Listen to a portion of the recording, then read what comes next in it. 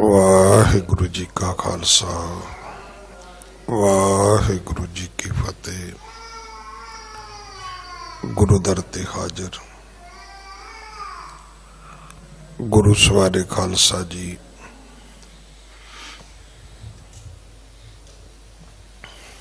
आप जी वडभागे हो जो 8वें पातशाह बाला प्रीतम सतगुरु जिस डिठै सब दुख जाए, इन्हां अजमतां वडियाइयां दे मालक गुरु हरकृष्ण साहब महाराज जी दे पवित्र चरण छो प्राप्त इतिहासक अस्थान गुरुद्वारा बंगला साहब जी की यात्रा करते हैं। जुगो जुग अटल छतर चबर तखत दे मालक धन धन धन श्री गुरु ग्रंथ साहिब पातशाह महाराज जी दे हजूर मनुखा जीवन दीयां घड़ियां नूं सफला कर रहे हो। हुण समा है गुरु दरबार दे निजम अनुसार गुरु इतिहास दी चल रही लड़ीवार कथा दा अपनियां मन बिरतियां इकागर करो। रसना पवित्र कर दे एक बार सारे उच्चारण करो जी सतनाम वाहिगुरु जी।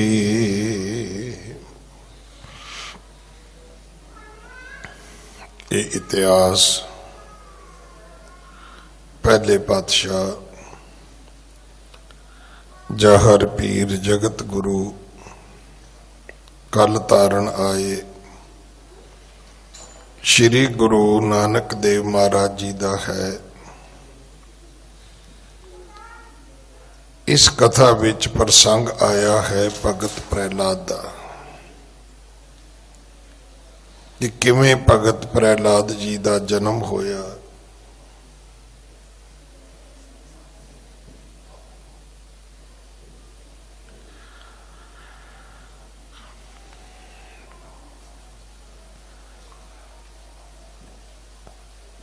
और किवें हरनाकश दा वध होया। मेरी एक बेनती है टेलीफोन वाले वीरां नूं कि वाहिगुरू ने तुहानूं सोहनी दात दिती है, जे तुसीं 5-7 मिनट बैठे हो गुरुद्वारे ते रहम करो, कुछ अपने ते कुछ अपने आले दुआले ते अरदास ही हो सकती है कि वाहिगुरू सानू इस नूं वरतन दी सुमत देण। ऐसी किहड़ी गल है कि जे असीं 5 मिनट ना फोन चुकीए ते अरबां खरबां दा साडा नुकसान हो सकता है। असल विच असीं समझ ही नहीं पा रहे कि असीं आए कित्थे आ, बैठे कित्थे आ।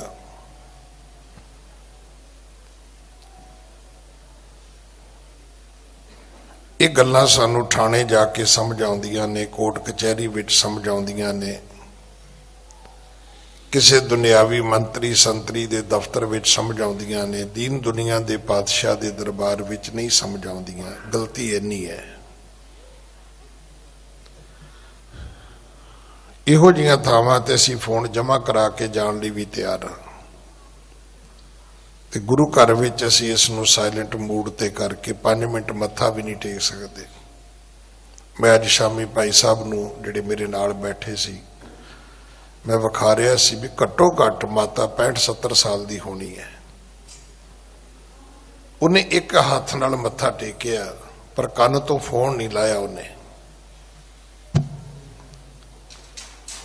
हो सकता साल बाद ही आई होवे, गुरुद्वारे 6 महीनों बाद आई होवे। वो इन्ना जरूरी टैलीफोन सीगा कि उसने टैलीफोन छड्डना मुनासिब नहीं समझिया। खड़ी खड़ोती ने एक हाथ थले ला के मत्था टेक लिया।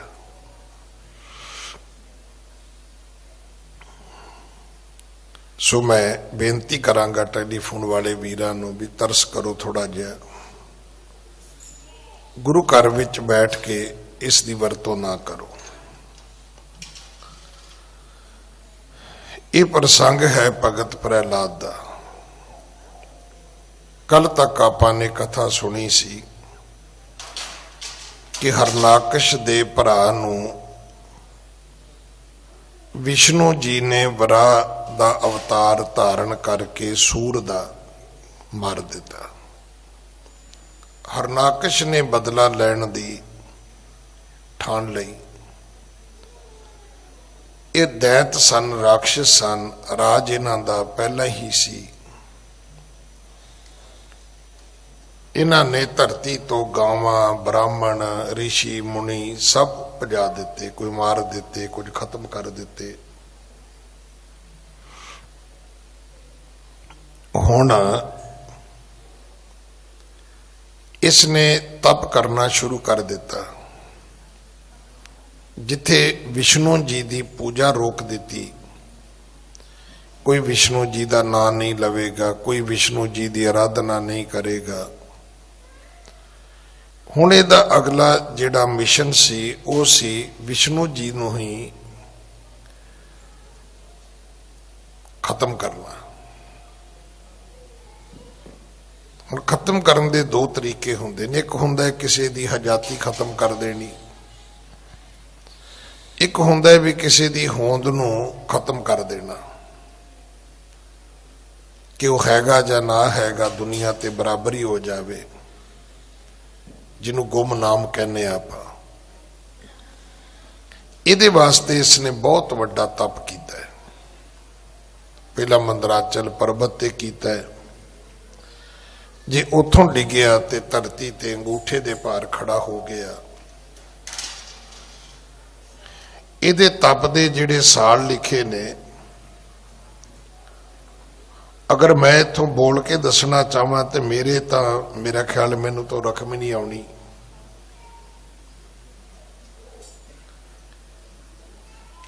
शायद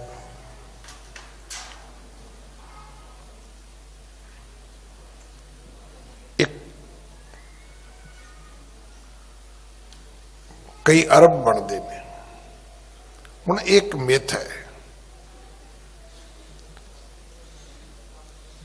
क्योंकि जुगां दी वंड जिहड़ी है ये मिथ विच कीती गई है। फिर जुगां दी उम्र मैं कल भी आप जी नाल सांझी कीती सी।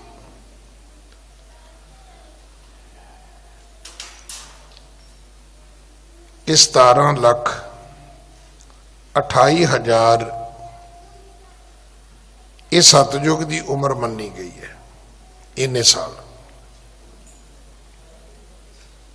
त्रेते की मनी गई 12,96,000 दिन,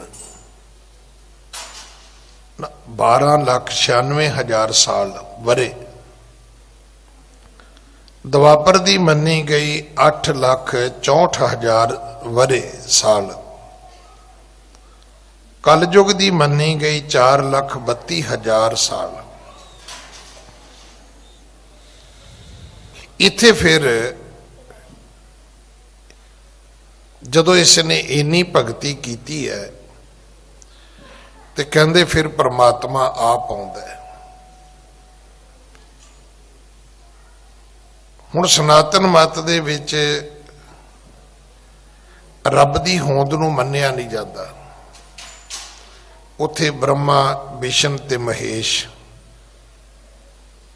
ये एका माई जुगत व्याई, 3 चेले प्रवान, एक संसारी, एक भंडारी, एक लाए दीवान। बस इथों तक ही सीमा है। गुरु नानक दे पिता जी फिर इस तो अगली गल समझाते ने कि जिव तिस भावै तिवें चलावै जिव होवै फरमान। वो कहते ने भी ये तीन ही सब कुछ ने, सतगुरु कहते ने नहीं, ये तीन भी आग्याकारी ने।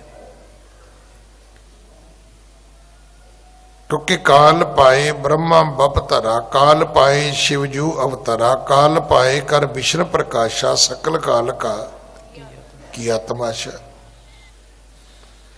ये भी समय दी बंदिश विच धरती ते आए ते चले गए। इत्थे फिर परमात्मा खुद आके हरनाकश नूं जिथे वो तप करदा सी उत्थे आके उस थां तो बाहर कढदा है। ये फिर परमात्मा तो वर मंगदा है, परमात्मा फिर इसनूं वर दिंदा है। ये कथा आप जी बड़े प्यार दे नाल सरवण करो। हाँ जी। तप अवलोक कठन वड तेरो, हिरदे रहै न धीरज मेरो।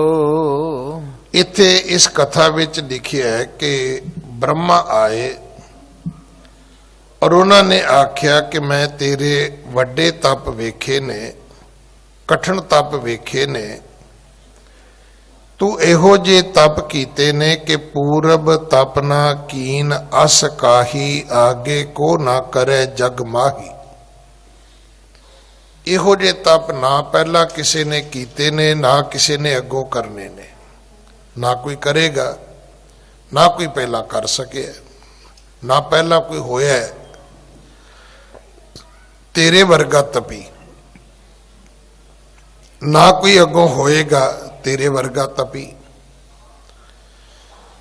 इस करके वो कहता है कि तब तप अवलोक कठन बड तेरो, हिरदय रहे न धीरज मेरो। कहता मैं अपने संघासन ते बैठ नहीं सकिया, मैनू अपना संघासन छड्ड के आना पिया है। हाँ जी। तप प्रभाव ते जीता मोही, उठ जाचो बंशत देहो तोही। इस करके उठ जाचो बंशत देहो तोही, उठ सुत जगे सुकृत फल भारी। इन्हें आके आवाज देती, पुत्र उठ, तेरे जेड़े शुभ कर्म ने, सुकृत कर्म ने, उन्हां दे फल जागे ने। तैनू हुण उन्हां दे फलां दी प्राप्ति होएगी। हुण जो तू मंगेगा मैं तैनू देवांगा। तब प्रभाव ते जीता मोही, तू अपने प्रभाव दे नाल मैनू जित लिया। उठ जाचों बंशत देओ तो ही, उठ दस तैनू की चाहिए, तू जो मंगेगा मैं तैनू देवांगा। हाँ जी। लाख अमोघ मम दर्शन जोई, देहो अदेहो वसत जो होई। देख लख तो इथे भाव है जानना, लखना। लख अमोघ मम दर्शन जोई, तू वेखते सही मेरे दर्शनां दा पुण्य फल किन्ना है। एक बारी उठ, एक बारी अपने तप दे विचों तू बाहर आ, मैं तैनू दसदा मेरे दर्शनां दा की पुण्य फल होएगा। देओ अदेओ वस्त जो होई, जिहड़ी देण वाली चीज है वह भी दे देंगा, जिहड़ी ना देण वाली होवी वो भी दे देंगा। तू जो मंगेगा मैं तैनू देवांगा। किन्ना देवांगा? कहण लगे उहदी सीमा कोई नहीं होएगी। की देवांगा? उहदी शर्त कोई नहीं होएगी। जिहड़ी दित्ती जाण वाली चीज है वो तो दे ही देंगा, जिहड़ी ना भी दित्ती जा सकती होई अगर तू वो मंगेगा तो मैं वो भी दे देंगा। हाँ जी। अस कह तिन तन के त्रिन टारे, लेकर मह जल अंजुल डारे। इयों अस कह तिन तन ते तन ਟਾਰੇ। ਹੁਣ ਬ੍ਰਹਮਾ ਨੇ ਹੁਕਮ ਕੀਤਾ ਕਿ ਇਹਦੇ ਉੱਤੇ ਜਿਹੜੇ ਰੁੱਖ ਉੱਗੇ ਨੇ ਉਹ ਹਟਾ ਦਿੱਤੇ ਜਾਣ, ਜਿਹੜੀ ਇਹਦੇ ਉੱਤੇ ਮਿੱਟੀ ਚੜੀ ਹੋਈ ਹੈ ਉਹ ਉਤਾਰ ਦਿੱਤੀ ਜਾਏ। ਕਹਿੰਦੇ ਮਿੱਟੀ ਵਿੱਚ ਵੀ ਸਿਉਂਕ ਲੱਗ ਚੁੱਕੀ ਸੀ, ਇਹਦੇ ਸਰੀਰ ਦੇ ਵਿੱਚ ਕੇਵਲ ਸਿਰਫ ਹੱਡੀਆਂ ਬਾਕੀ ਸਨ, ਮਾਸ, ਮਿੱਝ, ਖੂਨ,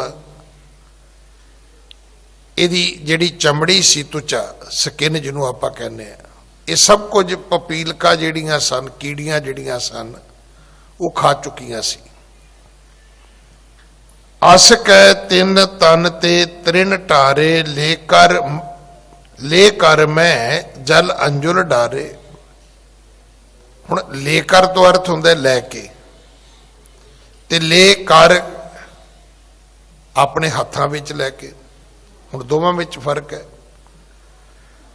ਹੁਣ ਇਹਨੂੰ ਪੜ੍ਹਨ ਲੱਗਿਆ ਹੀ ਤੁਹਾਨੂੰ ਫਰਕ ਪਾਉਣਾ ਪਵੇਗਾ। ਲਿਖਿਆ ਇੱਕੋ ਤਰੀਕੇ ਨਾਲ ਹੀ ਜਾਂਦਾ ਹੈ ਕਿ ਆਹ ਚੀਜ਼ ਆਪ ਲੈ ਕਰ ਜਾਓਗੇ, ਇਹ ਚੀਜ਼ ਲੈ ਜਾਓਗੇ ਤੁਸੀਂ।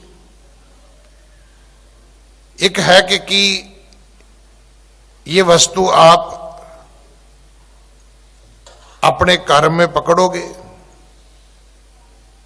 हुण कर दा अर्थ इत्थे हथ भी है, कर दा अर्थ लैके जाना भी है।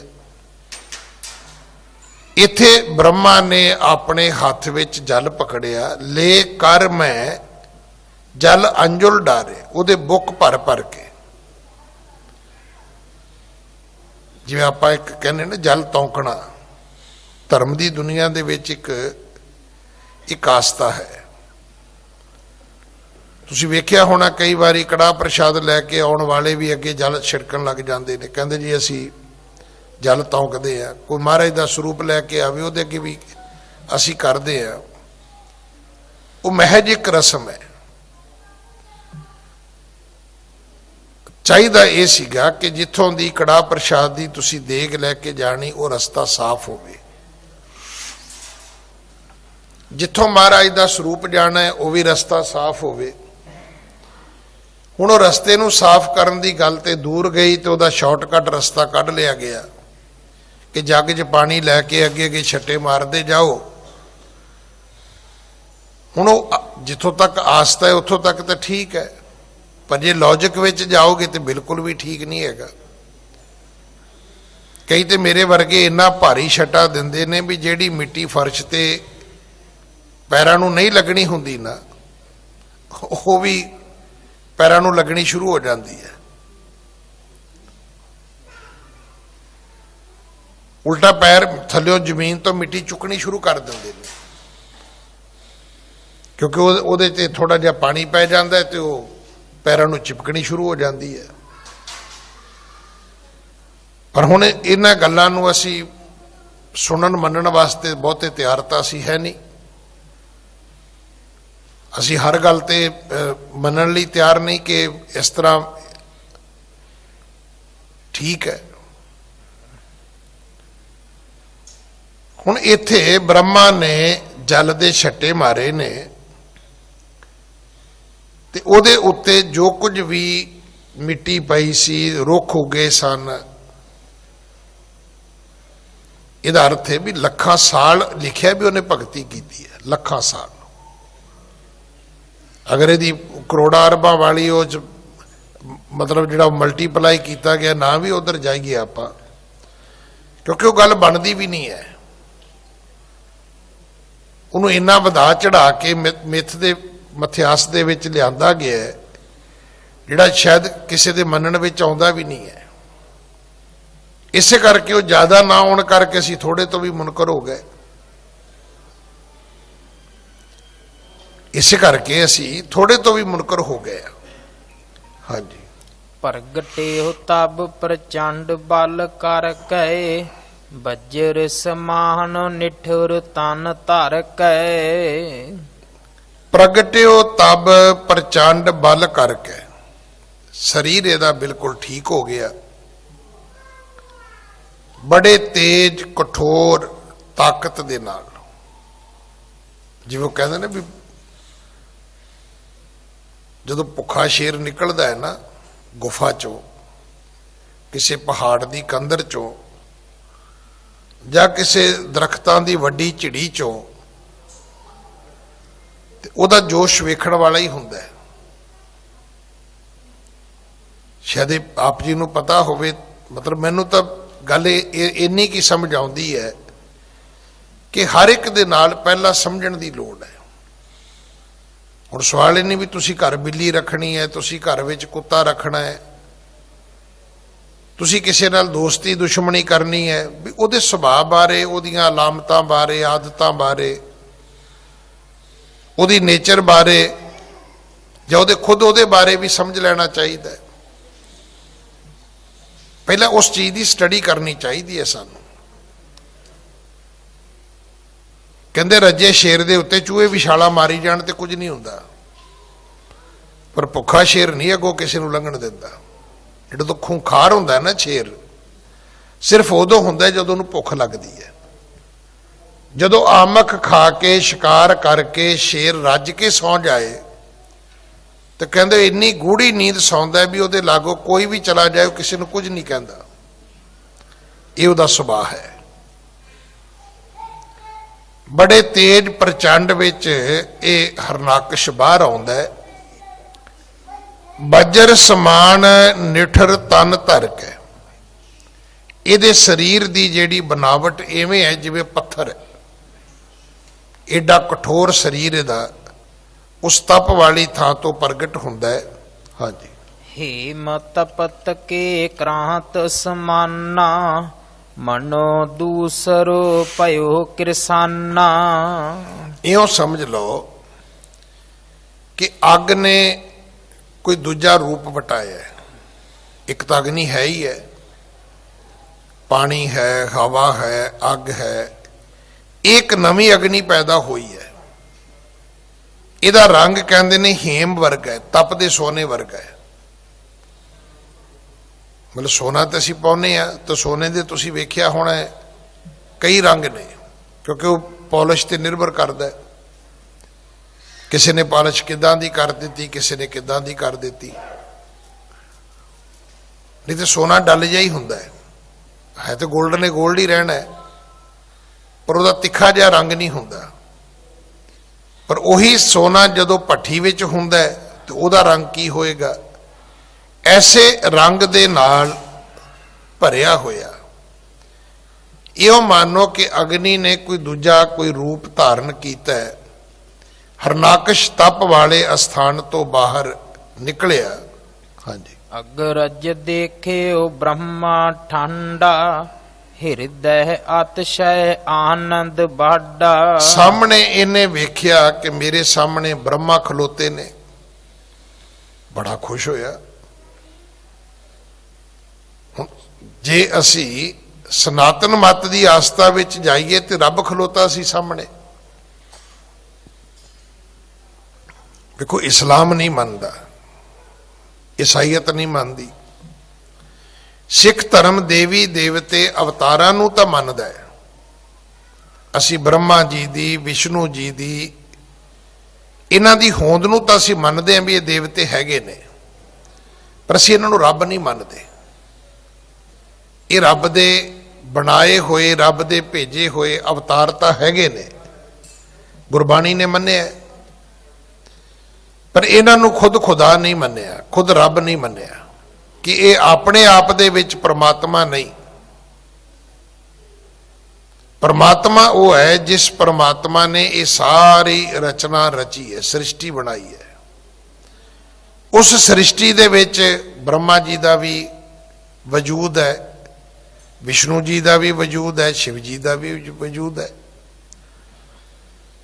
ਹੁਣ ਇੱਥੇ ਸਨਾਤਨ ਮਤ ਦੀ ਉਸ ਆਸਥਾ ਦੇ ਤੁਲ ਕਿਹਾ ਜਾਂਦਾ ਹੈ ਕਿ ਰੱਬ ਜਿਹੜਾ ਹੈ ਉਹ ਬ੍ਰਹਮਾ ਹੀ ਹੈ।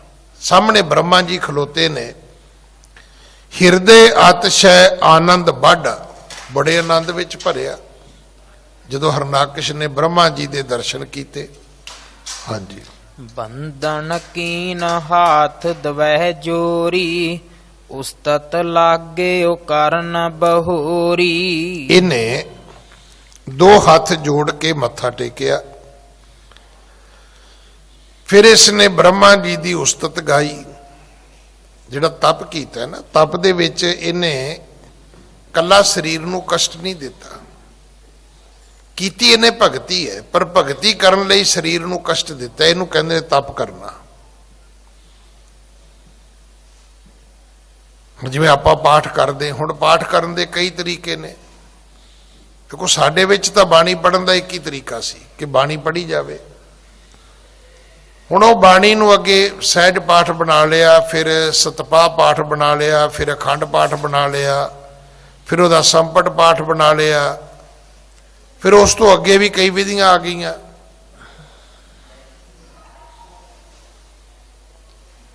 ਕਰਨਾ ਤੇ ਪਾਠ ਹੀ ਸੀ, ਪੜ੍ਹਨੀ ਤਾਂ ਬਾਣੀ ਸੀ ਭਾਈ। ਬਾਣੀ ਨੂੰ ਤੁਸੀਂ ਜਿਸ ਰੂਪ ਦੇ ਵਿੱਚ ਵੀ ਪੜ੍ਹੋਗੇ, ਬਾਣੀ ਦੀ ਜਿਹੜੀ ਮਹਾਨਤਾ ਹੈ, ਬਾਣੀ ਦਾ ਜਿਹੜਾ ਪੁੰਨ ਫਲ ਹੈ, ਉਹ ਤੁਹਾਨੂੰ ਮਿਲੇਗਾ ਹੀ ਮਿਲੇਗਾ। ਹੋਰ ਉਹਨੂੰ ਵਿਧੀਆਂ ਵਿੱਚ ਪਾਉਣ ਦਾ ਤਰੀਕਾ ਇਹ ਹੁੰਦਾ ਵੀ ਕਿਉਂਕਿ ਆਪਾਂ ਨਹੀਂ ਮੰਨਦੇ। ਦੇਖੋ ਆਪਣਾ ਵੀ ਇੱਕ ਸੁਭਾਅ ਹੈ ਕਿ ਸਾਨੂੰ ਕੋਈ ਮੁਕਤੀ ਮੁਫਤ ਦੇ ਵਿੱਚ ਫ੍ਰੀ ਵਿੱਚ ਸੁਰਮਾ ਮਿਲ ਜਾਏ, ਤੁਸੀਂ ਅੱਖਾਂ 'ਚ ਪਾਓਗੇ? ਮੈਂ ਲਿਖ ਕੇ ਦੇਣਾ, ਬਿਲਕੁਲ ਨਹੀਂ ਪਾਓਗੇ ਤੁਸੀਂ। ਕੋਈ ਅੱਖਾਂ ਦੇ ਡ੍ਰੌਪ ਮਿਲ ਜਾਣ, ਤੁਸੀਂ ਪਾਓਗੇ? ਬਿਲਕੁਲ ਨਹੀਂ ਪਾਓਗੇ। ਪਰ ਜੇ ਕਿਤੇ ਉਹੀ ਪਤਾ ਲੱਗੇ ਵੀ ਇਹ 4-5 ਹਜ਼ਾਰ ਰੁਪਏ ਦੀ ਮਹਿੰਗੀ ਦਵਾਈ ਹੈ, ਭਾਵੇਂ ਉਹ ਅੱਖਾਂ ਖਰਾਬ ਕਰ ਦੇਵੇ, ਪਾਓਗੇ ਜ਼ਰੂਰ ਤੁਸੀਂ।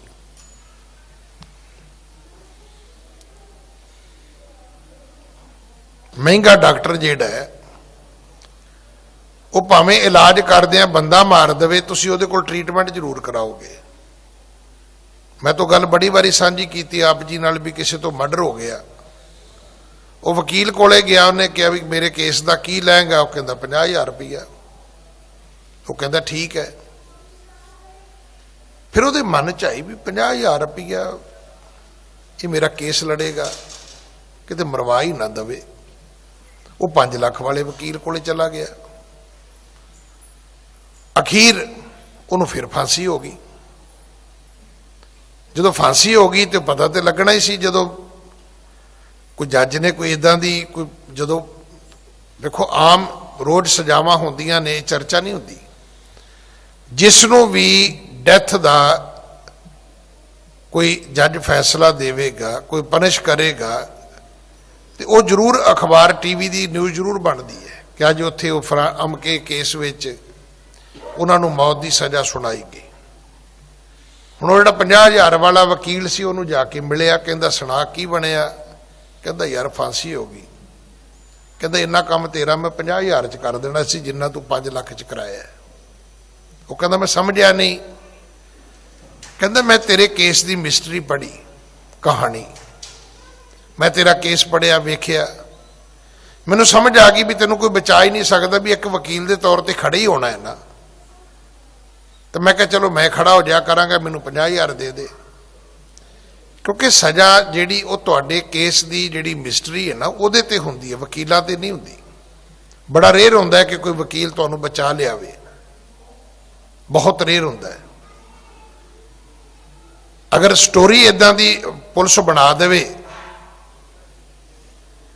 ਤੇ ਫਿਰ ਨਹੀਂ ਬੰਦਾ ਬਚਦਾ। ਜਦੋਂ ਬਚਦਾ ਬੰਦਾ ਪੁਲਿਸ ਦੀ ਬੇਕੂਫੀ ਨਾਲ ਬਚਦਾ ਹੈ ਜਾਂ ਪੁਲਿਸ ਦੀ ਰਿਸ਼ਵਤਖੋਰੀ ਨਾਲ ਬਚਦਾ ਹੈ।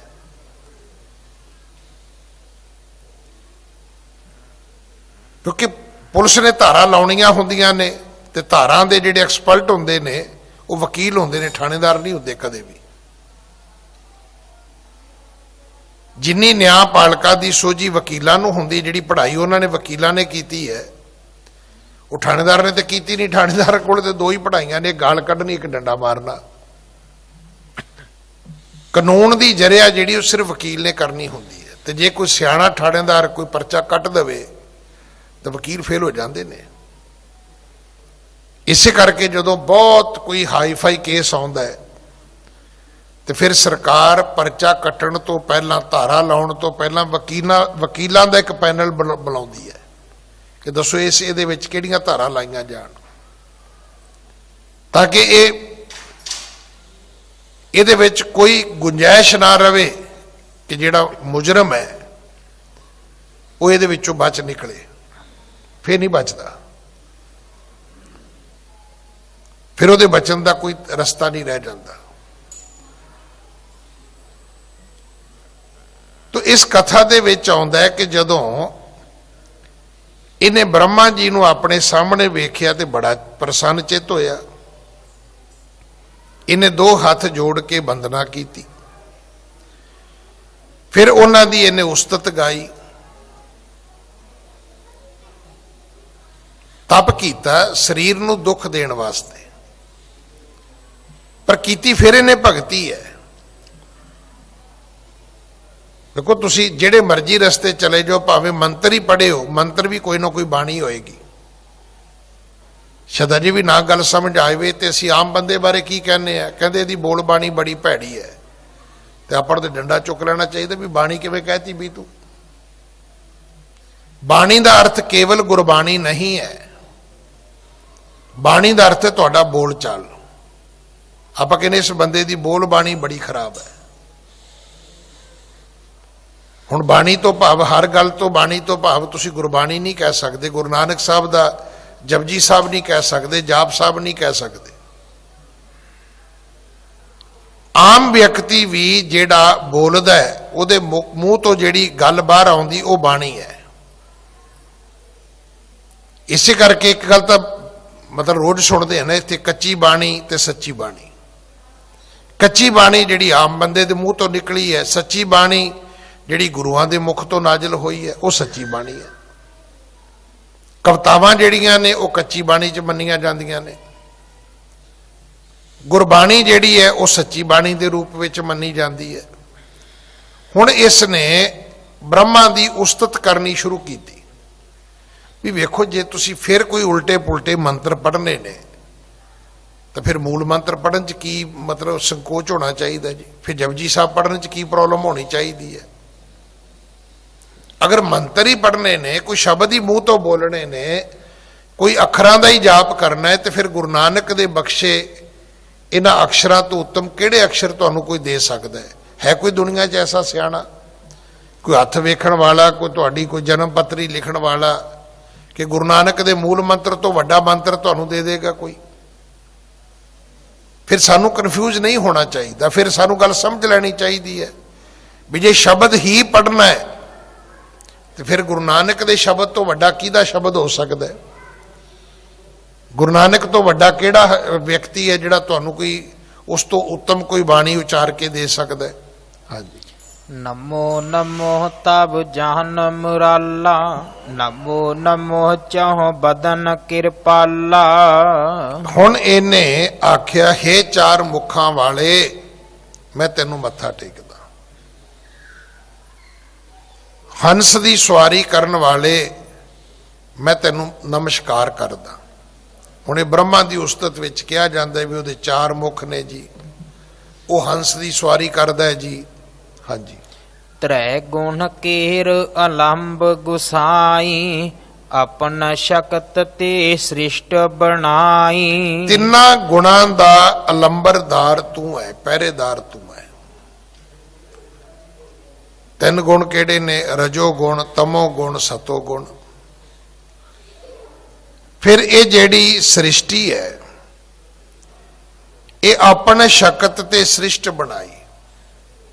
हुण सनातन मत विच तो यही मन्निया जाता है भी ये ब्रह्मा तो ही ब्रह्मंड बने है, पर धन श्री गुरु ग्रंथ साहब जी की बाणी नहीं मनती। सतगुरु महाराज कहते इसका भेद किसी को भी नहीं है।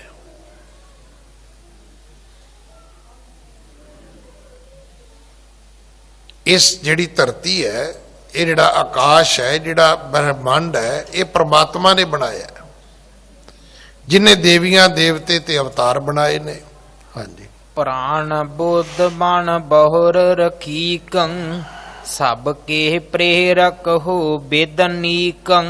प्राणा दे, बुद्धि दे, मन दे, इंद्रियां दे बनाउण वाले ते प्रेरणा करन वाले, उन्होंने चंगी मत देण वाले ब्रह्मा जी तुसी हो। ये हरनाकश ने उस्तत की जदों तप दे विचों बाहर आया। हाँ जी। गुण अगाध जग पालक रूपा, वेद रूप तुम तरु अनूपा। तुहाडे गुण ਬੇਅੰਤ ਨੇ। ਤੁਸੀਂ ਜਗਤ ਦੇ ਪਾਲਕ ਹੋ, ਵੇਦ ਰੂਪ ਤੁਮ ਧਰੋ ਅਨੂਪਾ। ਤੁਹਾਡਾ ਰੂਪ ਉਪਮਾ ਤੋਂ ਰਹਿਤ ਹੈ। ਹਾਂਜੀ। ਹੋਤਾ ਹਵੈ ਕਰ ਜਗ ਕਰੰਤੇ, ਨਿਰਵਿਕਾਰ ਸਰਬੱਗ ਅਨੰਤੇ। ਇਸ ਕਰਕੇ ਹੋਤਰੀ ਹਵੈ ਕਰ, ਕਿਤੇ ਹੋਤਰੀ ਬਣਦੇ ਹੋ ਤੇ ਤੁਸੀਂ ਖੁਦ ਜਗ ਕਰਦੇ ਹੋ, ਕਿਤੇ ਨਿਰਵਿਕਾਰ ਸਰਬੱਗ ਅਨੰਤੇ।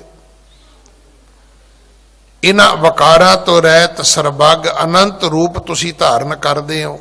ਹਾਂਜੀ। ਸ਼੍ਰੀ ਪ੍ਰਭ ਸਭ ਜਗ ਅੰਤਰ ਜਾਮੀ, ਤਵ ਪਦ ਕੰਜ ਨਮਾਮ ਨਿਮਾਮੀ। ਇਸ ਕਰਕੇ ਤੇਰੇ ਕਮਲ ਰੂਪੀ ਚਰਨਾਂ ਤੇ ਇੱਕ ਵਾਰੀ ਨਹੀਂ, ਲੱਖਾਂ ਵਾਰੀ ਨਮਾਮ ਨਮਾਮੀ, ਨਮਸਕਾਰ ਨਮਸਕਾਰ। ਸ਼੍ਰੀ ਪ੍ਰਭ ਸਭ ਜਗ ਅੰਤਰਜਾਮੀ, ਕਹਿੰਦਾ ਪ੍ਰਭੂ ਤੁਸੀਂ ਅੰਤਰਜਾਮੀ ਹੋ, ਤੁਸੀਂ ਜਗਤ ਦੇ ਮਾਲਕ ਹੋ। ਹਾਂਜੀ। ਬ੍ਰਹਮ ਰੂਪ ਸਭ ਘਟ ਕੇ ਵਾਸੀ, ਸਕਲ ਨਿਅੰਤਾ ਹਰ ਅਬਨਾਸੀ। ਤੁਸੀਂ ਬ੍ਰਹਮ ਰੂਪ ਹਰ ਹਿਰਦੇ ਦੇ ਵਿੱਚ ਵਸਣ ਵਾਲੇ ਤੁਸੀਂ ਆਪ ਹੋ, ਤੇ ਹਰ ਵਿਅਕਤੀ ਦੇ ਪ੍ਰੇਰਕ ਵੀ ਤੁਸੀਂ ਹੋ, ਅਬਨਾਸ਼ੀ ਵੀ ਤੁਸੀਂ ਹੋ, ਖਤਮ ਨਹੀਂ ਹੁੰਦੇ ਤੁਸੀਂ। ਪਰ ਥੋੜੇ ਦਿਨ ਪਹਿਲਾਂ ਆਪਾਂ ਕਾਗ ਭਸੁੰਡ ਰਿਸ਼ੀ ਦੀ ਕਥਾ ਸੁਣੀ। ਉਹ ਕਹਿੰਦਾ ਮੈਂ ਕਈ ਬ੍ਰਹਮਾ ਮਰਦੇ ਵੇਖੇ ਨੇ, ਕਈ ਬ੍ਰਹਮਾ ਫਿਰ ਉਪਜਦੇ ਵੇਖੇ ਨੇ। ਹੁਣੇ ਥੋੜੇ ਦਿਨ ਪਹਿਲਾਂ ਆਪਾਂ ਕਾਗ ਭਸੁੰਡ ਰਿਸ਼ੀ ਦੀ ਕਥਾ ਸੁਣੀ ਸੀ। ਹਾਂਜੀ। ਤਵ ਐਸ਼ਵਰਜ ਕੋ ਪਾਏ ਨਾ ਅੰਤਾ, ਨਮਸਕਾਰ ਪੁਨ ਪੁਨ ਭਗਵੰਤਾ। ਤੇਰੇ ਐਸ਼ਵਰਜ ਦਾ, ਤੇਜ ਪ੍ਰਤਾਪ ਦਾ ਕੋਈ ਅੰਤ ਨਹੀਂ, ਕੋਈ ਅਖੀਰ ਨਹੀਂ, ਕੋਈ ਓੜਕ ਨਹੀਂ ਹੈ। ਇਸ ਕਰਕੇ ਹੇ ਭਗਵੰਤ ਇੱਕ ਵਾਰੀ ਨਹੀਂ ਕਰੋੜਾਂ ਵਾਰੀ ਤੈਨੂੰ ਨਮਸਕਾਰ। ਹਾਂਜੀ। ਜੇ ਬਰ ਦੇਹ ਨ ਭਏ ਅਨਕੂਲਾ, ਜੋ ਜਾਚੋਂ ਦੀਜੈ ਜਗ ਮੂਲਾ। ਜੇ ਬਰ ਦੇਣ ਭੈ ਅਨਕੂਲਾ, ਜੇ ਤੁਸੀਂ ਮੈਨੂੰ ਵਰ ਦੇਣ ਲੱਗੇ ਹੋ ਤੇ ਜੋ ਜਾਂਚੋਂ ਦੀਜੈ ਜਗ ਮੂਲਾ, ਫਿਰ ਮੈਨੂੰ ਉਹ ਦੇਣਾ ਜੋ ਮੈਂ ਮੰਗਾਂਗਾ। ਮਤਲਬ ਜੇ ਤੁਸੀਂ ਮੈਨੂੰ ਦੇਣਾ ਹੀ ਚਾਹੁੰਦੇ ਹੋ, ਤੁਸੀਂ ਕਹਿੰਦੇ ਹੋ ਵੀ ਮੈਂ ਜੋ ਦੇਣ ਵਾਲਾ ਉਹ ਵੀ ਦੇ ਦਿਆਂਗਾ, ਜੋ ਨਾ ਦੇਣ ਵਾਲਾ ਹੋਇਆ ਉਹ ਵੀ ਦੇ ਦੇਵਾਂਗਾ। ਕਹਿਣ ਲੱਗਾ ਫਿਰ ਦਿਓ, ਪਰ ਮੈਂ ਜੋ ਮੰਗਾਂਗਾ ਫਿਰ ਮੈਨੂੰ ਮਿਲਣਾ ਚਾਹੀਦਾ ਹੈ। ਜੇ ਤੁਸੀਂ ਮੈਨੂੰ ਤਪ ਕਰਦੇ ਨੂੰ ਬਾਹਰ ਕੱਢ ਹੀ ਲਿਆ ਤੇ ਫਿਰ ਮੇਰੀਆਂ ਕਾਮਨਾ ਵੀ ਪੂਰੀਆਂ ਕਰੋ। ਹਾਂਜੀ। ਜਹ ਲਗ ਤਵ ਰਚਨਾ ਹੈ ਸਾਰੀ, ਕਹਿ ਠਾ ਮ੍ਰਿਤ ਨਾ ਹੋਏ ਹਮਾਰੀ। ਕਹਿੰਦੇ ਪ੍ਰਮਾਤਮਾ ਨੇ ਕਿਹਾ ਵੀ ਠੀਕ ਹੈ, ਦੱਸ ਤੂੰ ਕੀ ਚਾਹੁੰਦਾ ਹੈ।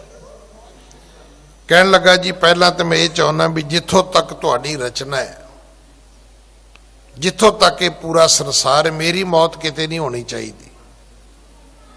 ਨਾ ਪੂਰਬ ਵਿੱਚ, ਨਾ ਪੱਛਮ ਵਿੱਚ, ਨਾ ਉੱਤਰ ਵਿੱਚ, ਨਾ ਦੱਖਣ ਵਿੱਚ, ਨਾ ਚੜ੍ਹਦੇ ਵਿੱਚ, ਨਾ ਲਹਿੰਦੇ ਵਿੱਚ। ਪੂਰੀ ਧਰਤੀ ਦੇ ਉੱਪਰ ਕਦੇ ਵੀ ਮੇਰੀ ਮੌਤ ਨਹੀਂ ਹੋਣੀ ਚਾਹੀਦੀ। ਕਿਹ ਠਾ ਮ੍ਰਿਤ ਨਾ ਹੋਏ ਹਮਾਰੀ। ਕਿਹ ਠਾ ਤੋਂ ਭਾਵ ਹੈ ਕਿਸੇ ਵੀ ਥਾਂ ਤੇ। ਹਾਂਜੀ। ਅੰਤਰ ਵਹਿਰ ਦਿਨ ਸਪੁਨ ਰਾਤੀ, ਅਨਕ ਭਾਂਤ ਕੀ ਸ਼ਸਤਰਨ ਜਾਤੀ। ਨਾ ਅੰਦਰ ਨਾ ਬਾਹਰ, ਨਾ ਦਿਨੇ ਨਾ ਰਾਤ, ਤੇ ਨਾ ਹੀ ਕਿਸੇ ਸ਼ਸਤਰ ਨਾਲ। ਹੁਣ ਸਵਾਲ ਇਹ ਨਹੀਂ ਕਿ ਵੈਪਨ ਕਿਹੜਾ ਹੈ।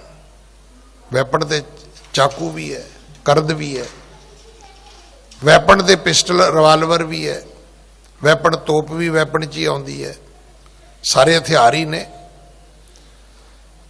ਤਲਵਾਰ ਵੀ ਉਹਦੇ ਵਿੱਚ ਆਏਗੀ, ਤੀਰ ਵੀ ਉਹਦੇ ਵਿੱਚ ਆਏਗਾ। ਇਹ ਕਹਿੰਦਾ ਜੀ ਇੱਕ ਵਾਰ ਮੈਨੂੰ ਇਹ ਵੀ ਦਿਓ, ਨਾ ਮੈਂ ਅੰਦਰ ਮਰਾਂ, ਨਾ ਬਾਹਰ ਮਰਾਂ, ਨਾ ਦਿਨੇ ਮਰਾਂ, ਨਾ ਰਾਤ ਮਰਾਂ। ਕੋਈ ਦੁਨੀਆ ਦਾ ਜਿਹੜਾ ਕੋਈ ਸ਼ਸਤਰ ਬਣਿਆ, ਮੇਰੀ ਉਹਦੇ ਨਾਲ ਮੌਤ ਨਹੀਂ ਹੋਣੀ ਚਾਹੀਦੀ। ਹਾਂਜੀ। ਸ਼ਿਤ ਆਕਾਸ਼ ਗਿਰ ਗਹਿਨ ਕਠੋਰਾ, ਯਖ ਸੁਰਾ ਸਰ ਪੰਨੰਗ ਕੋਰਾ। ਛਿਤ ਕਹਿੰਦੇ ਨੇ ਧਰਤੀ ਨੂੰ, ਆਕਾਸ਼ ਆਪਾਂ ਕਹਿੰਦੇ ਆ ਗਗਨ ਮੰਡਲ ਨੂੰ, ਧਰਤੀ ਤੋਂ ਲੈ ਕੇ ਆਕਾਸ਼ ਤੱਕ ਗਿਰ ਗਹਿਣ ਕਠੋਰਾ। ਗਿਰ ਪਹਾੜ। ਹੁਣ ਗਹਿਣ ਜਿਹੜੀਆਂ ਕੰਦਰਾਂ ਨੇ, ਗੁਫਾਵਾਂ ਨੇ, ਉਹਨਾਂ ਵਿੱਚ ਵੀ ਮੇਰੀ ਮੌਤ ਨਹੀਂ ਹੋਣੀ ਚਾਹੀਦੀ। ਕਠਨ ਤੋਂ ਕਠਨ ਥਾਂ ਦੇ ਵਿੱਚ ਵੀ ਮੇਰੀ ਮੌਤ ਨਹੀਂ ਹੋਣੀ ਚਾਹੀਦੀ। ਇਸੇ ਤਰ੍ਹਾਂ ਜਖ ਸੁਰਾਸਰ ਪੰਨਗ ਘੋਰਾ। ਮੈਨੂੰ ਮਾਰਨ ਵਾਸਤੇ ਕੋਈ ਯਕਸ਼, ਕੋਈ ਦੇਵਤਾ, ਕੋਈ ਦੈਂਤ, ਕੋਈ ਸੱਪ, ਕੋਈ ਭਿਆਨਕ ਜੀਵ ਮੇਰੀ ਮੌਤ ਨਾ ਕਰ ਸਕੇ। ਹਾਂਜੀ। ਇਨ ਤੇ ਕਾਬ ਨਾ ਹੋਏ ਮ੍ਰਿਤ ਮੇਰੀ, ਦੁੰਦ ਜੁਦ ਕੋ ਕਰੈ ਨਾ ਹੇਰੀ। ਮੇਰੀ ਇਹਨਾਂ ਚੀਜ਼ਾਂ ਤੋਂ ਮੌਤ ਨਾ ਹੋਵੇ। ਰਹੀ ਗੱਲ ਜੰਗਾਂ ਯੁੱਧਾਂ ਦੀ, ਕੋਈ ਜੰਗ ਯੁੱਧ ਮੇਰੇ ਨਾਲ ਕਰੇ ਹੀ ਨਾ। ਮੇਰਾ ਤੇਜ ਇੰਨਾ ਹੋਵੇ, ਪ੍ਰਤਾਪ ਇੰਨਾ ਹੋਵੇ, ਬਲ ਇੰਨਾ ਹੋਵੇ, ਸ਼ਕਤੀ ਇੰਨੀ ਹੋਵੇ ਕਿ ਜਦੋਂ ਦੁਸ਼ਮਣ ਨੂੰ ਪਤਾ ਲੱਗੇ ਵੀ ਸਾਹਮਣੇ ਹਰਨਾਕਸ਼ ਹੈ, ਉਹ ਕਹੇ ਜੀ ਮੈਂ ਨਹੀਂ ਲੜਦਾ। ਮੇਰਾ ਐਸਾ ਤੇਜ ਪ੍ਰਤਾਪ ਹੋਵੇ ਕਿ ਇਹ ਨਹੀਂ ਕਿ ਜੰਗ ਲੜ ਕੇ ਮੈਂ ਜੰਗ ਜਿੱਤਾ। ਕਹਿਣ ਲੱਗਾ ਨਹੀਂ, ਜਦੋਂ ਮੇਰਾ ਨਾਂ ਸੁਣੇ ਅਗਲਾ ਤੇ ਉਹ ਸਾਹਮਣੇ ਵਾਲਾ ਜਿਹੜਾ ਹੈ ਉਹ ਜੰਗ ਦਾ ਮੈਦਾਨ ਹੀ ਛੱਡ ਕੇ ਦੌੜ ਜਾਏ, ਯੁੱਧ ਮੈਨੂੰ ਕਰਨਾ ਹੀ ਨਾ ਪਵੇ ਕਦੇ। ਦੁੰਦ ਜੁੱਧ ਕੋ ਕਰੈ ਨਾ ਹੇਰੀ। ਮੈਨੂੰ ਵੇਖੇ ਤੇ ਦੁੰਦ ਯੁੱਧ ਜਿਹੜਾ ਭਿਆਨਕ ਜੰਗ ਜਿਹੜਾ ਹੈ ਉਹ ਕੋਈ ਮੇਰੇ ਨਾਲ ਲੜੇ ਹੀ ਨਾ। ਹਾਂਜੀ। ਜਿਉ ਸਭ ਆਇਸ ਮਨੈ ਤੁਮਾਰੀ, ਤਿਉ ਹੋਵੇ ਮਮ ਆਇਸ ਅਨਸਾਰੀ। ਇਹ ਜੋ ਕੁਝ ਤੁਹਾਡੇ ਅਧਿਕਾਰ ਖੇਤਰ ਵਿੱਚ ਹੈ। ਹੁਣ ਅਗਲੀ ਗੱਲ ਵੀ ਉਹਨੇ ਮੰਗ ਲਈ। ਕਹਿਣ ਲੱਗਾ ਜੀ ਉਹ ਹੁਣ ਮੇਰੀ ਆਗਿਆ 'ਚ ਹੋਣਾ ਚਾਹੀਦਾ। ਹੁਣ ਇਹ ਗੱਲ ਹੀ ਦੇਵਤਿਆਂ ਨੇ ਜਾ ਕੇ ਕਹੀ ਸੀ ਵੀ ਉਹ ਤੇ ਮਹਾਰਾਜ ਤੁਹਾਨੂੰ ਵੀ ਕੱਢਣਾ ਚਾਹੁੰਦਾ ਹੈ।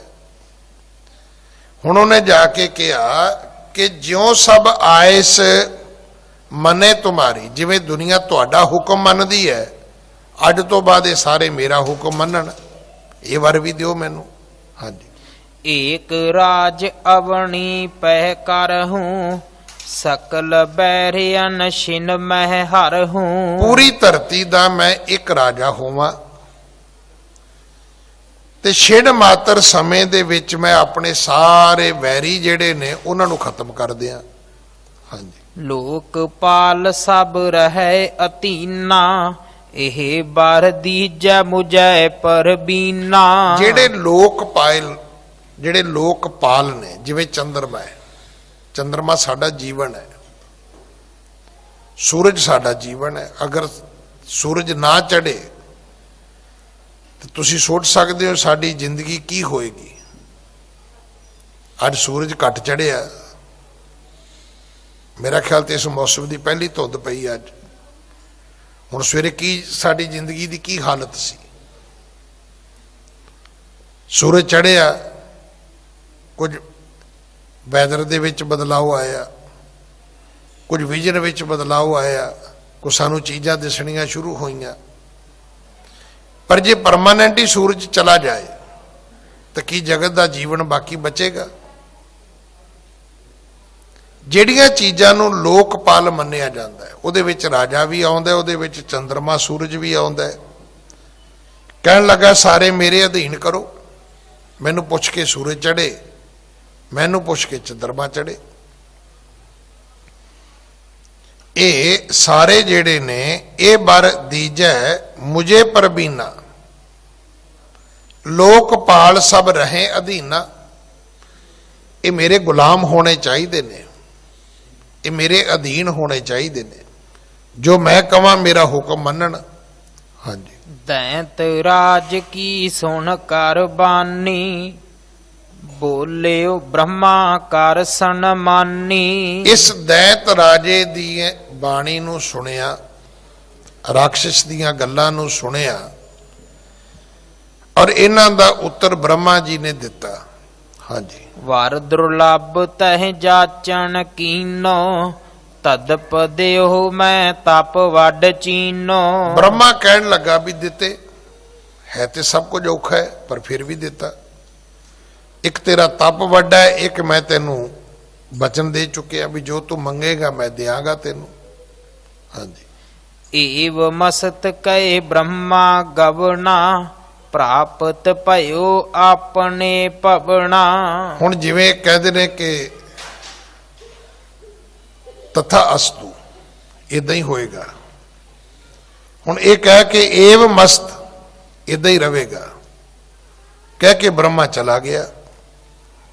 ਪ੍ਰਾਪਤ ਭਇਓ ਆਪਣੇ ਭਵਨਾ, ਹੁਣ ਆਪਣੇ ਘਰ ਜਾ ਕੇ ਬਹਿ ਗਿਆ ਵੀ ਸਰਕਾਰ ਤੇ ਉਹਦੀ ਵੀ ਟੁੱਟ ਗਈ ਵਿਚਾਰੇ ਦੀ, ਸਾਰਾ ਕੁਝ ਦੇਨੇ ਲੈ ਲਿਆ, ਸਾਰੇ ਆਰਡਰ ਕਹਿੰਦਾ ਜੀ ਮੈਂ ਹੀ ਕਰੂੰਗਾ, ਸਿਗਨੇਚਰ ਅਥਾਰਟੀ ਮੈਂ ਹੀ ਹੋਊਂਗਾ, ਮੈਨੂੰ ਹੀ ਸਾਰੇ ਜਵਾਬ ਦੇ ਹੋਣਗੇ। ਉਹ ਜਿਵੇਂ ਅੱਜ ਕੱਲ੍ਹ ਅਡਵਾਨੀ ਜੀ ਦੀ ਹਾਲਤ ਹੈ ਨਾ, ਇਦਾਂ ਦਾ ਬਣਾ ਦਿੱਤਾ ਬ੍ਰਹਮਾ। ਹਰਨਾਕਸ਼ ਨੇ ਸਾਰੀਆਂ ਪਾਵਰਾਂ ਖੋਲੀਆਂ ਉਹਦੀਆਂ ਵੀ ਤੁਸੀਂ ਹੁਣ ਆਪਣਾ ਘਰ ਬੈਠ ਕੇ ਮਾਰਗਦਰਸ਼ਕ ਬਣੋ, ਸਾਡੇ ਕੰਮਕਾਰ ਅਸੀਂ ਆਪੇ ਹੀ ਕਰਾਂਗੇ ਤੁਹਾਡਾ। ਹੁਣ ਇਹਦੇ 'ਚ ਲਿਖਿਆ ਹੋਇਆ ਹੈ ਕਿ ਪ੍ਰਾਪਤ ਭਇਓ ਆਪਣੇ ਭਵਨਾ। ਉਹ ਜਾ ਕੇ ਚੁੱਪ ਕਰਕੇ ਆਪਣੇ ਘਰ ਬਹਿ ਗਿਆ ਵੀ ਹੁਣ ਬਾਹਰ ਦਾ ਕੋਈ ਅਧਿਕਾਰ ਖੇਤਰ ਤੇ ਰਿਹਾ ਨਹੀਂ, ਨਾ ਸੂਰਜ ਮੇਰੀ ਮਰਜ਼ੀ ਵਿੱਚ ਹੈ, ਨਾ ਚੰਦਰਮਾ ਮੇਰੀ ਮਰਜ਼ੀ ਵਿੱਚ ਹੈ, ਨਾ ਕੋਈ ਰਾਜਾ ਮੇਰੀ ਮਰਜ਼ੀ ਵਿੱਚ ਹੈ। ਧਰਤੀ ਤੇ ਰਾਜ ਵੀ ਇਹਦਾ ਹੀ ਹੋਏਗਾ, ਕੋਈ ਇਹਦੇ ਨਾਲ ਲੜੇਗਾ ਨਹੀਂ, ਕੋਈ ਇਹਨੂੰ ਹਰਾਵੇਗਾ ਨਹੀਂ, ਕੋਈ ਇਹਨੂੰ ਮਾਰੇਗਾ ਨਹੀਂ। ਹਾਂਜੀ। ਹਿਰਨ ਕਸ਼ਪ ਜਬ ਅਸ ਬਾਰ ਪਾਵਾ ਭਰਿਓ ਹਰਖ ਹਿਰਦੇ ਗਰਬਾਵਾ। ਇਹ ਜਿਹੜਾ ਹਰਨਾਕਸ਼ ਸੀ ਇਹਨੇ ਵਰਤੇ ਪਾ ਲੈ, ਹੁਣ ਰਿਹਾ ਬੰਦੇ ਦਾ ਬੰਦਾ ਹੀ। ਹੁਣ ਇਹਨੂੰ ਸਤਿਗੁਰੂ ਦੀ ਬਾਣੀ ਚੋਂ ਸਮਝਣ ਦਾ ਯਤਨ ਕਰਨਾ ਕਿ ਜਬ ਕਿਛ ਪਾਵੈ ਤਬ ਗਰਭ ਕਰਤ ਹੈ। ਤੁਸੀਂ ਵੇਖਦੇ ਹੋ, ਮੈਂ ਇਹਨਾਂ ਦਿਨਾਂ 'ਚ ਬਹੁਤ ਵਾਰੀ ਬੇਨਤੀ ਕੀਤੀ ਵੀ ਰਾਜ ਤਾਂ ਮਹਾਰਾਜਾ ਰਣਜੀਤ ਸਿੰਘ ਨੂੰ ਵੀ ਮਿਲਿਆ, ਪਰ ਮਹਾਰਾਜਾ ਰਣਜੀਤ ਸਿੰਘ ਨੇ ਰਾਜ ਪਾ ਕੇ ਮੁਸਲਮਾਨਾਂ ਤੋਂ ਬਦਲੇ ਨਹੀਂ ਲਏ। ਉਹਨੇ 40 ਸਾਲ ਐਸਾ ਰਾਜ ਸਥਾਪਿਤ ਕੀਤਾ ਵੀ ਅੱਜ ਵੀ ਲਾਹੌਰ ਦੇ ਮੁਸਲਮਾਨ ਰੋਂਦੇ ਨੇ ਵੀ ਸਾਨੂੰ ਉਹ ਸਰਦਾਰ ਦਾ ਰਾਜ ਚਾਹੀਦਾ ਹੈ।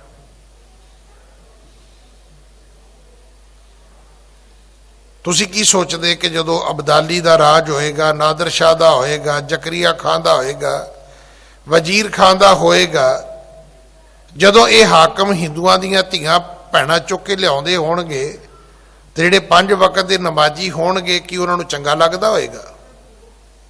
ਰੋਂਦੇ ਹੋਣਗੇ ਚੰਗੇ ਮੁਸਲਮਾਨ ਘਰਾਂ 'ਚ ਬਹਿ ਕੇ ਕਿ ਕੀ ਇਸਲਾਮ ਆਗਿਆ ਦਿੰਦਾ?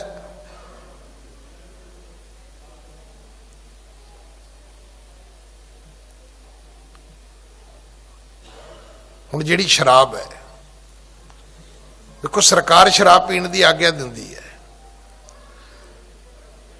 ਸ਼ਰਾਬ ਪੀਣ ਦੀ ਸਰਕਾਰ ਆਗਿਆ ਦਿੰਦੀ ਹੈ, ਬਕਾਇਦਾ ਠੇਕੇ ਖੋਲ੍ਹਦੀ ਹੈ, ਬਕਾਇਦਾ ਫੈਕਟਰੀਆਂ ਲਵਾਉਂਦੀ ਹੈ, ਬਕਾਇਦਾ ਪੀਣ ਵਾਲੇ ਨਾਲ ਅਹਾਤੇ ਬਣਾ ਕੇ ਦਿੰਦੀ ਹੈ। ਤੁਸੀਂ ਸ਼ਰਾਬ ਲੈ ਕੇ ਜਾ ਰਹੇ ਹੋ, ਇੱਕ ਅੱਧੀ ਬੋਤਲ ਕਦੇ ਤੁਹਾਨੂੰ ਕਿਸੇ ਥਾਣੇ ਵਾਲੇ ਨੇ, ਪੁਲਿਸ ਨੇ ਫੜਿਆ ਤੁਹਾਨੂੰ?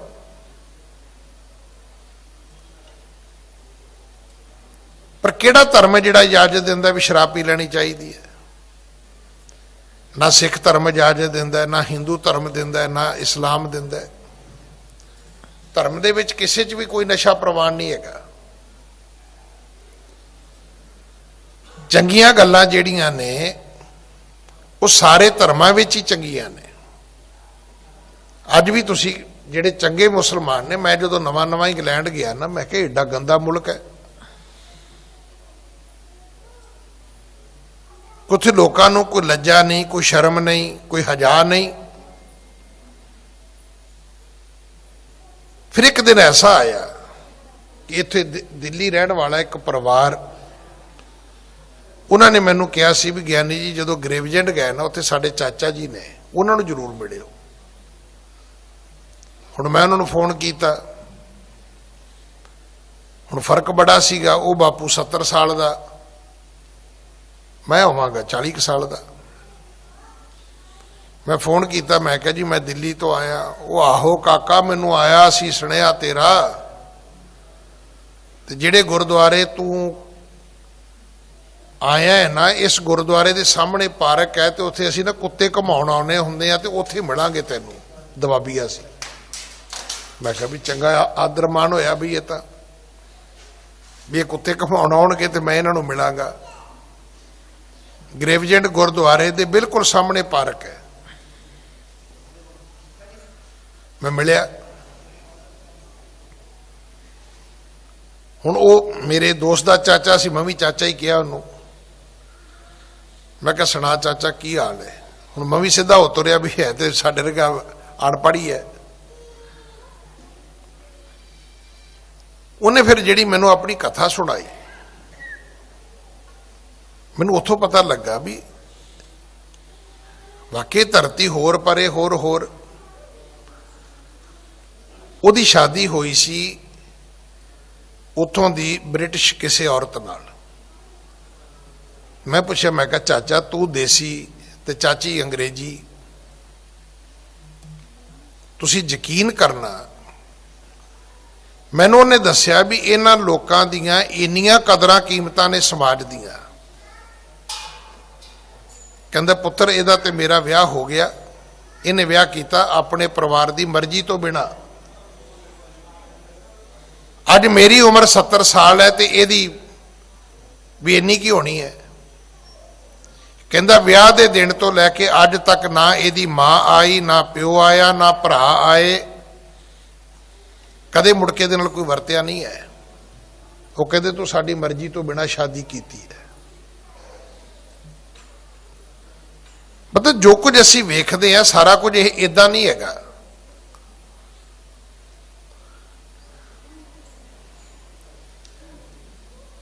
ਸਾਰਾ ਕੁਝ ਇਸ ਤਰ੍ਹਾਂ ਨਹੀਂ ਹੈਗਾ। ਮੈਂ ਸੁਣ ਕੇ ਹੈਰਾਨ ਹੋਇਆ ਉਹਦੇ ਕੋਲੋਂ। ਉਹ ਕਹਿੰਦਾ ਇਹ ਗੋਰੇ ਲੋਕ ਸ਼ਹਿਰਾਂ 'ਚ ਘੱਟ ਰਹਿੰਦੇ ਨੇ, ਇਹ ਪਿੰਡਾਂ ਵਿੱਚ ਰਹਿੰਦੇ ਨੇ, ਕੰਟਰੀ ਸਾਈਡ ਕਹਿੰਦੇ ਉਹਨੂੰ। ਕਹਿੰਦਾ ਇਹਨਾਂ ਦੇ ਕਬੀਲੇ ਨੇ, ਇਹਨਾਂ ਦੀਆਂ ਆਪਣੀਆਂ ਜਿਹੜੀਆਂ ਨੇ ਰੌ ਰੀਤਾਂ ਮਰਿਆਦਾ ਨੇ ਇਹਨਾਂ ਦੀਆਂ। ਮੈਂ ਸੁਣ ਕੇ ਹੈਰਾਨ ਹੋ ਗਿਆ। ਮੈਂ ਨਹੀਂ ਤੇ ਆਪਾਂ ਤਾਂ ਹੀ ਸੋਚਦੇ ਆ ਵੀ ਗੋਰਿਆਂ ਦਾ ਤਾਂ ਕੁਝ ਵੀ ਨਹੀਂ ਹੁੰਦਾ। ਇਦਾਂ ਦੇ ਮੁਸਲਮਾਨਾਂ 'ਚ ਮੁਸਲਮਾਨ ਵੀ ਹੈਗੇ ਨੇ ਜਿਨ੍ਹਾਂ ਦਾ ਕੁਝ ਵੀ ਨਹੀਂ ਹੁੰਦਾ। ਇਦਾਂ ਦੇ ਸਿੱਖਾਂ 'ਚ ਸਾਡੇ ਸਿੱਖ ਵੀ ਹੈਗੇ ਨੇ ਜਿਨ੍ਹਾਂ ਦਾ ਕੁਝ ਵੀ ਨਹੀਂ ਹੁੰਦਾ, ਜਿਹੜੇ ਗੁੱਤਾਂ ਕਰਕੇ ਤੁਰੇ ਫਿਰਦੇ। ਕੀ ਕਹੀਏ ਇਹਨਾਂ ਨੂੰ?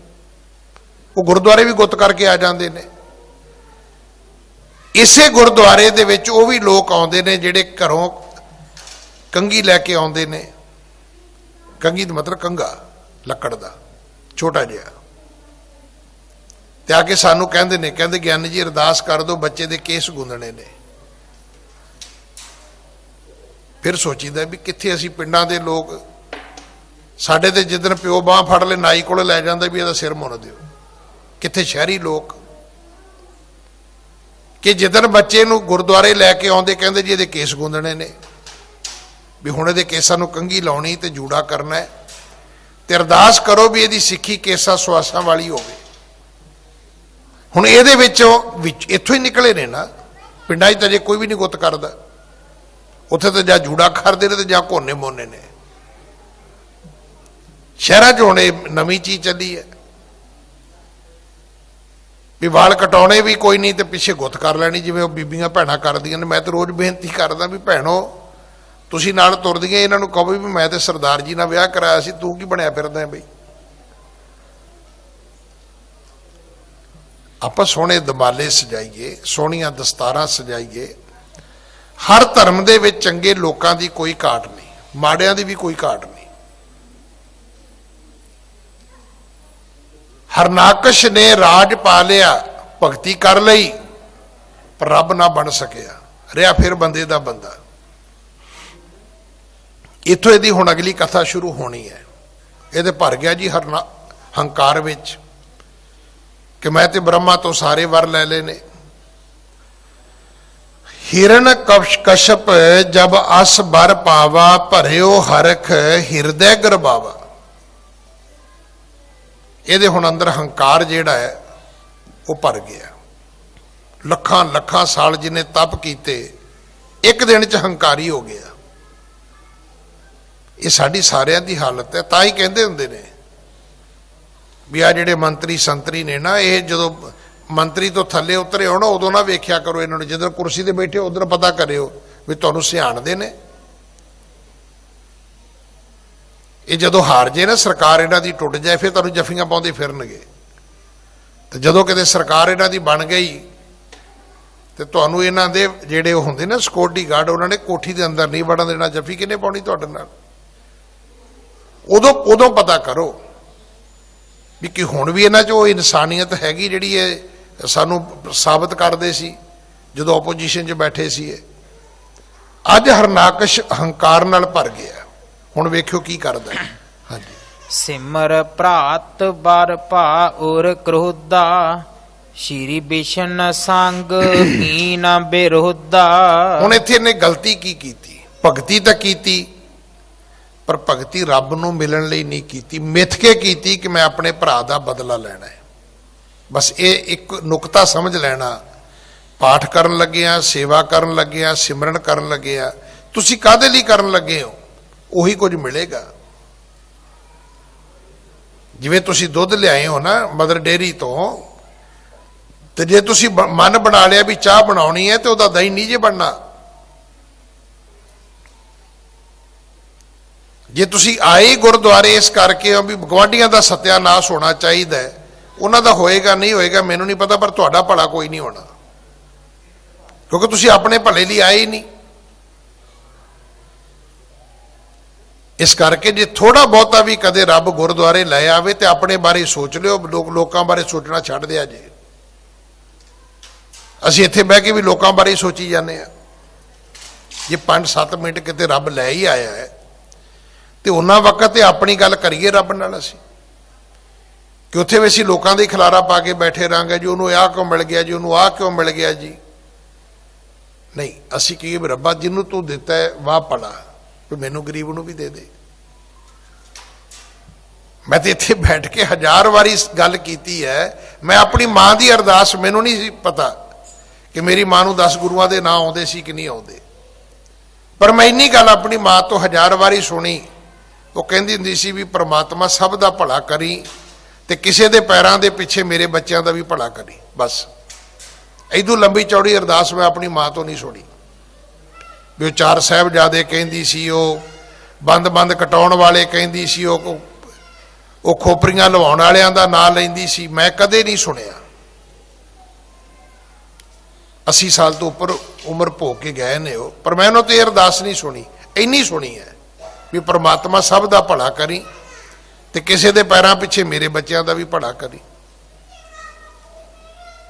ਪਰ ਅਸੀਂ ਜਦੋਂ ਆਉਂਦੇ ਆ ਗੁਰਦੁਆਰੇ, ਅਸੀਂ ਕਹਿੰਦੇ ਜੀ ਉਹਦਾ ਆਹ ਮਾੜਾ ਕਰ ਦਿਓ, ਉਹਦਾ ਆਹ ਮਾੜਾ ਕਰ ਦਿਓ, ਉਹਦਾ ਆਹ ਮਾੜਾ ਕਰ ਦਿਓ। ਔਰ ਰੱਬ ਵੀ ਕਹਿੰਦਾ ਵੀ ਵਿਹਲਾ ਬੰਦਾ, ਇਹਨੂੰ ਛੱਡੋ ਪਰਾਂ, ਇਹਦੀ ਕਾਹਨੂੰ ਸੁਣਨੀ ਹੈ। ਰੱਬ ਸਾਡੀ ਸੁਣਦਾ ਹੀ ਨਹੀਂ। ਤੇ ਗੱਲ ਇਹ ਸੀ ਵੀ ਦੇ ਕੰਨ ਸੁਣੋ ਅਰਦਾਸ ਜੀ। ਚਾਹੀਦਾ ਤੇ ਇਹ ਸੀ ਵੀ ਮਹਾਰਾਜ ਕੰਨ ਦੇ ਕੇ ਸੁਣਿਓ। ਜੇ ਅੱਜ ਗਰੀਬ ਨੂੰ ਗੁਰਦੁਆਰੇ ਲੈ ਆਂਦਾ ਤੇ ਮੇਰੀ ਫਰਿਆਦ ਵੀ ਸੁਣ ਲਿਆ ਜੇ। ਫਿਰ ਉੱਥੇ ਕਹਿੰਦੇ ਭਗਤ ਧੰਨੇ ਵਾਂਗੂ ਗੋਪਾਲ ਤੇਰਾ ਆਰਤ, ਜੋ ਜਨ ਤੁਮਰੀ ਭਗਤ ਕਰਨ ਤੇ ਤਿਨ ਕੇ ਕਾਜ ਸਵਾਰਤਾ। ਆਪਣਾ ਦੁੱਖ ਦੱਸ ਦੇਣਾ। ਅਸੀਂ ਤੇ ਲੋਕਾਂ ਦੇ ਦੁੱਖ ਦੇ ਵੈਣ ਪਾਉਂਦੇ ਨਿਕਲ ਗਏ ਗੁਰਦੁਆਰੇ ਤੋਂ। ਹੁਣ ਇਹਨੇ ਯਾਦ ਕਿਹਨੂੰ ਕੀਤਾ? ਆਪਣੇ ਭਰਾ ਨੂੰ। ਕਿਉਂ ਕੀਤਾ? ਵਿਸ਼ਨੂੰ ਜੀ ਨੇ ਵਰਾ ਦਾ ਰੂਪ ਧਾਰਨ ਕਰਕੇ ਉਹਨੂੰ ਮਾਰਤਾ ਸੀ। ਇੰਨੀ ਭਗਤੀ ਤੋਂ ਬਾਅਦ, ਇੰਨੇ ਵਰ ਮਿਲਣ ਤੋਂ ਬਾਅਦ ਹੁਣ ਕਿੱਧਰ ਤੁਰ ਪਿਆ? ਇਹ ਤੁਰ ਪਿਆ ਬਦਲਾ ਲੈਣ। ਤੇ ਹੁਣ ਇਹਦਾ ਵਿਨਾਸ਼ ਹੋਏਗਾ। ਜਿਹੜੀ ਇਹਦੀ ਪੋਜ਼ਿਟਿਵ ਕਥਾ ਸੀ ਉਹ ਖਤਮ ਹੋ ਗਈ। ਹੁਣ ਤੱਕ ਇਹ ਕੁਝ ਲੈ ਰਿਹਾ ਸੀ, ਹੁਣ ਇੱਥੋਂ ਇਹਦਾ ਗਵਾਚਣਾ ਸ਼ੁਰੂ ਹੋ ਜਾਏਗਾ। ਕਿਉਂਕਿ ਪਾਪ ਕਰੇਗਾ, ਜ਼ੁਲਮ ਕਰੇਗਾ, ਅਨਿਆਂ ਕਰੇਗਾ, ਤੇ ਬਸ ਫਿਰ ਕੀ ਉਹ ਜਿਹੜੀ ਗੱਲ ਸਾਡੇ ਬਜ਼ੁਰਗ ਕਹਿੰਦੇ ਹੁੰਦੇ ਸੀ, ਉਹ ਕਹਿੰਦੇ ਸੀ ਪੁੱਤਰ ਤਪ ਕਰੀਏ ਤੇ ਰਾਜ ਮਿਲਦਾ ਹੈ, ਤੇ ਰਾਜ ਤੇ ਬਹਿ ਕੇ ਜੇ ਪਾਪ ਕਰੀਏ ਤੇ ਫਿਰ ਨਰਕ ਮਿਲਦਾ ਹੈ। ਤਪੋ ਰਾਜ ਤੇ ਰਾਜੋ ਨਰਕ। ਹੁਣ ਇਹਦੀ ਨਰਕ ਦੀ ਕਥਾ ਜਿਹੜੀ ਹੈ ਉਹ ਅੱਗੇ ਸ਼ੁਰੂ ਹੋਏਗੀ। ਸਮਾਂ ਸਮਾਪਤ ਹੈ। ਭੁੱਲਾਂ ਬਖਸ਼ੋ ਜੀ, ਫਤਿਹ ਬੁਲਾਓ। ਵਾਹਿਗੁਰੂ ਜੀ ਕਾ ਖਾਲਸਾ, ਵਾਹਿਗੁਰੂ ਜੀ ਕੀ ਫਤਿਹ।